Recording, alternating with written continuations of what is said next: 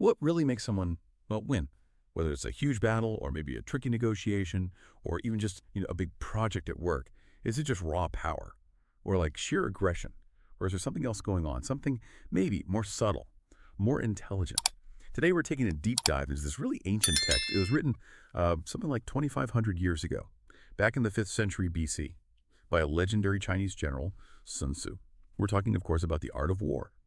Okay, so our mission today is to pull out the most important nuggets of knowledge, the key insights from this incredibly influential book.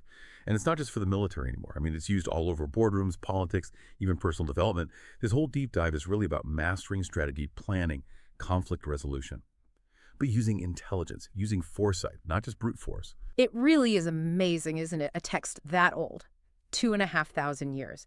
And yet it still feels like a blueprint for competing effectively in so many different areas. I think the wisdom lasts because it taps into these universal principles. Strategy, yes, but also human nature, things that just don't really change that much. Right, exactly. It speaks to something fundamental. Okay, so let's start unpacking this. When we think about conflict or even competition, the first instinct might be just to jump in, react, right? But Sun Tzu seems to argue that victory actually starts way before any kind of direct fight. So what does he say is the absolute first step, the foundation? Yeah, he kicks things off very deliberately with chapter 1, which is called laying plans. Sun Tzu makes it crystal clear. Success hinges on careful, meticulous planning. It's not just about having more troops or better weapons. He gives this really powerful checklist, 5 key things you must understand and analyze before you even think about engaging. First is the way. That's basically your team's morale, their shared purpose, the moral high ground, if you like. If people aren't united, you're already went. Then there's heaven and earth. These are the external conditions, timing, climate, the physical landscape, stuff people often overlook, but which can be totally decisive. And the last 2 are the commander, so leadership qualities and method, which is about organization and discipline. It's this really holistic view. He argues that if you neglect even one of these, well, you could fail, no matter how strong you look on paper. Okay, that really underlines the need for foresight. So how does that initial planning connect with one of his most famous ideas, maybe his most cynical? All warfare is based on deception. Why is deception so absolutely fundamental for him? Yeah, it's crucial. It ties directly into creating a position where you basically can't lose. Invincibility. In chapter 4, Tactical Dispositions, he argues that real strength comes from stability and being prepared, not just, having a strong attack.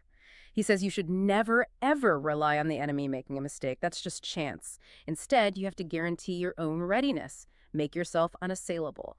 So defense makes you invincible. Offense lets you seize victory.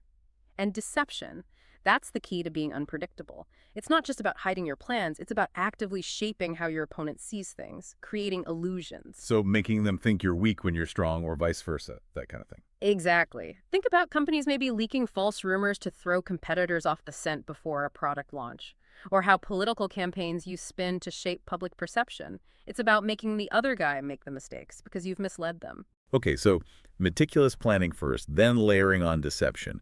It sounds like he's building a system that tries to avoid direct clashes whenever possible. Which leads me to maybe the most counterintuitive idea in the whole book. This idea of achieving supreme excellence by not fighting. How does he actually imagine winning without a fight? Right. This is where chapter 3, Attack by Stratagem, really comes into its own. It's brilliant. Sun Tzu states it outright. The absolute best strategy is to win without any fighting at all. Full stop. The next best, he says, is to break up the enemy's alliances, then attack their army in the field, and only as a last resort actually besiege their cities. He puts immense value on psychological warfare to achieve this. You know that famous quote? Supreme excellence consists of breaking the enemy's resistance without fighting. Yeah, that's the one. It sums it up perfectly. It's about outthinking them, outmaneuvering them strategically so they basically give up without you needing to land a blow. Or maybe just one. Very well-aimed one. Yeah. And apart from the obvious human cost, what are the other reasons to avoid a long fight? Does Sun Tzu think about things like, say, the economic impact? Oh, absolutely. He's incredibly pragmatic about this. That's in chapter 2, Waging War. Sun Tzu clearly points out that war is just ruinously expensive, it drains the state's resources, and a long war can bankrupt you. Simple as that. So his advice is always, win quickly, Win decisively, avoid unnecessary battles, avoid long sieges. And what's really interesting is his focus on capturing enemy resources intact rather than just destroying them. Ah, right. Why destroy what could become yours? Exactly. Why spend your own stuff destroying things you could use later? It shows he's thinking not just about winning the battle, but about the long-term health and prosperity of your own side. The economic cost is always a major factor for him. Okay, so we've got the vital prep work, the ideal of winning without a fight. But what happens when you do have to engage? When you're in the thick of it? In a crisis that's moving fast, isn't there a danger that all this careful planning actually makes you too rigid, less agile? How do you stay adaptable and, well, unpredictable? That adaptability is absolutely critical. He covers this in Chapter 5, Use of Energy or Forces, and Chapter 8, Variation in Tactics. Sun Tzu talks about using both direct methods, the expected moves, and indirect methods, the surprises, to build momentum. He uses this wonderful metaphor of flowing like water. Water adapts to the container, flows around obstacles. That's how you should be. Flexible. He insists there are no fixed rules in conflict. Sticking rigidly to a plan when the situation changes. That's a recipe for disaster, he warns. I can see that. You have a plan, but the terrain changes underneath you. Exactly. I remember coaching a sports team once years ago. We had this intricate game plan, worked out every detail. The moment the other team did something unexpected, we just froze.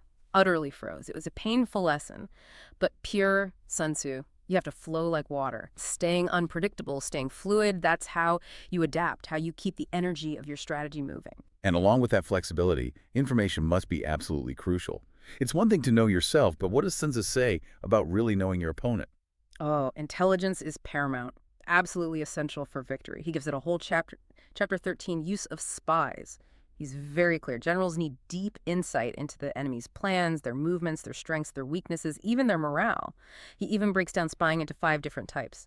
You've got local spies who know the area, internal spies inside the enemy camp, double agents feeding bad info, even expendable spies whose capture might be part of the plan, and surviving spies who bring back the critical intel. It's quite sophisticated. Wow. And that leads to probably his most famous quote, right? The one everyone knows. You mean, know the enemy and know yourself, and you can fight 100 battles without disaster.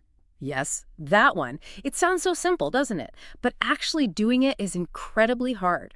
Think how many businesses fail because they either don't understand their own limitations or they completely misjudge the market or their competitors. Sun Tzu is basically demanding ruthless self-assessment and equally rigorous intelligence on the opposition.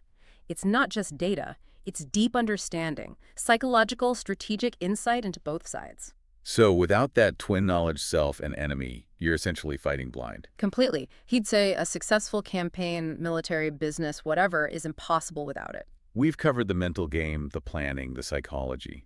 But what about the physical world? The ground you're actually standing on. How much does that dictate strategy? Oh, hugely. It's fundamental. He goes into loads of detail in Chapter 9, The Army on the March, and Chapter 10, Classification of Terrain. He talks about reading subtle signs in enemy movements. Are they setting an ambush? Are they showing weakness? You can gauge their morale, too, but the terrain itself is critical. You must understand it. He classifies ground into 6 types, each needing a totally different strategy. 6 types, like what? Well, there's dispersive ground, near your home base, where troops might easily scatter, or facile ground, easy to cross, but also leaves you vulnerable. Contentious ground is strategically vital. You must control it, and so on. The basic lesson is, your strategy has to fit the landscape. The ground affects everything: morale, movement, logistics, tactics. You have to use it, not fight against it. Okay, that makes sense, leveraging the environment. Now, what about the ultimate variable, the human factor? Especially under extreme pressure. What happens in the absolute worst situations when it feels like all is lost? Yeah. He addresses this in Chapter 11, The 9 Situations. He talks specifically about something called desperate ground. This is when you're cornered, trapped, no escape route.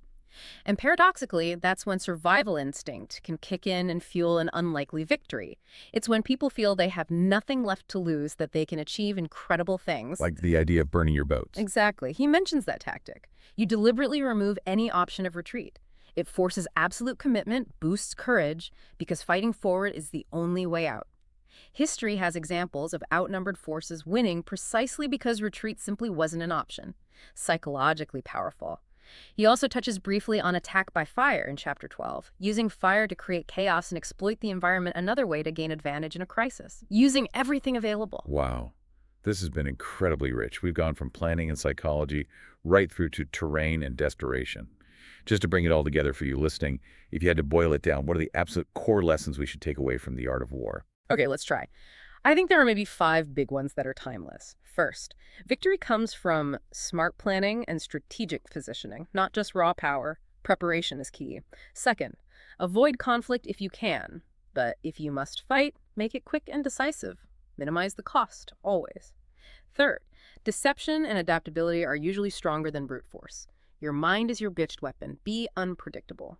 Fourth, things like leadership, timing, the terrain, and morale, these often decide the outcome. It's not just about the clash itself. And fifth, maybe the biggest one, knowing yourself and knowing your opponent, that's the absolute foundation of any effective strategy. Without that, you're lost. And crucially, this isn't just theory for generals commanding armies, is it? How can we actually apply these ancient ideas in our, normal everyday lives? That's what's so compelling. They translate surprisingly well. Think about business, for instance. Competitive strategy, leading a team, negotiating a contract, it's all there. Knowing your strengths, understanding the market, the terrain, reading your competitors, the enemy, or even in your personal life, how you handle a tricky conversation. When's the right time to bring something up? How do you stay calm and prepared when things get tough? That's strategy. Even in sports or debates, maybe. Absolutely. Using surprise, knowing your opponent's habits, playing to your strengths while exploiting their weaknesses, that's pure Sun Tzu. It's really just about approaching challenges intelligently, with foresight. The art of war. Yeah. It really does distill so much complex strategic thinking into these insights that just work across centuries and situations. Yeah. It's pretty clear its principles aren't just for commanders, but really for anyone trying to navigate life's challenges with intelligence and foresight. Aiming for that supreme excellence, which often means winning without even having to fight. And that maybe leaves a final thought for you, our listener. Think about your own life. How many everyday situations, maybe a job interview, maybe a difficult discussion with someone, maybe a negotiation could actually be understood better and handled more effectively using Sun Tzu's ideas? Thinking about planning, understanding yourself, really understanding the other side, adapting to the situation, the terrain. What seemingly small conflict or challenge in your life right now might benefit from a more, let's say, strategic approach. Maybe even one that avoids a direct confrontation altogether and aims for a smarter, more elegant outcome. Something to think about.